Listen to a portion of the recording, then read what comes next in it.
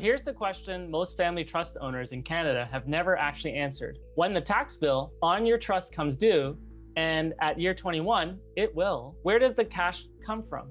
Most people don't have an answer. Their whole structure was built to hold wealth. It was actually never built to pay a bill. And that gap is what turns good planning into a fire sale.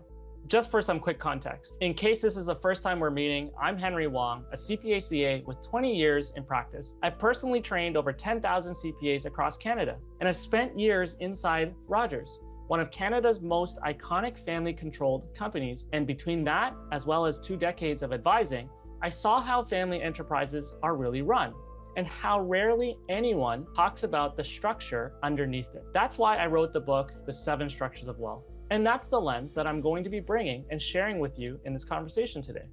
So let me show you what a real family. Coffee franchises built top to bottom, did good work on paper. As their trust came up on its 21-year mark, the law was going to treat it like they'd sold everything inside of it at full value, even though nothing was sold. So this is a real tax bill in year 1. Here's what I found when I looked. There was a real gap. Nothing in the structure had the job of producing cash.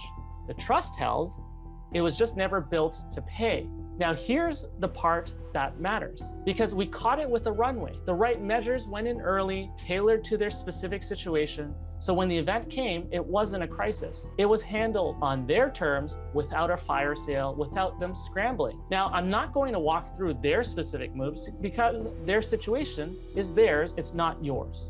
So the point isn't about the maneuver, it's that the gap closed before the deadline, not after. So here's a difference almost nobody draws. There are 2 kinds of efficiency in a family structure. One is legal and tax, how the thing is built and held. Most serious families have some version of that. The other is economic. Can your structure actually produce cash when it has to, without a fire sale? Those aren't the same things. A structure can look beautiful on paper, but be completely stuck in real life. So the families who get this right put an asset inside the structure built for one thing: liquidity. Cash that they can reach for now, and then cash that shows up right when the event lands, whichever event comes first. And I'm not going to name this product on a video because the right build depends on your situation, but the idea is simple: something in the structure whose only job is to be ready with cash. And let me be straight about what this does, because it gets oversold. It does not shrink the tax. A trust buys you deferral, the tax gets pushed, your money keeps working in the meantime, and that has real value. But the deferral is not forgiveness.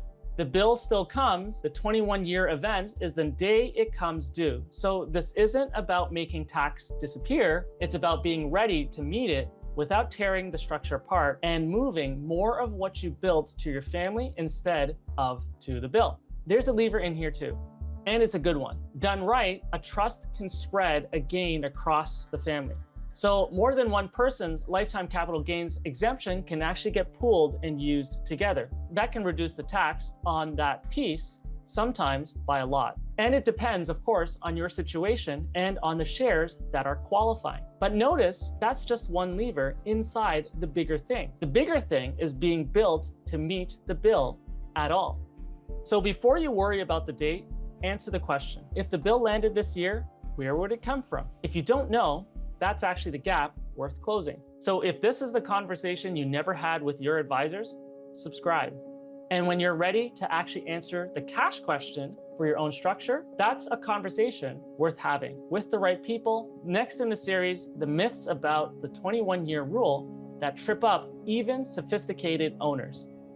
I'm Henry Wong, the wealth structurist. And remember, no one cares about your wealth more than you do.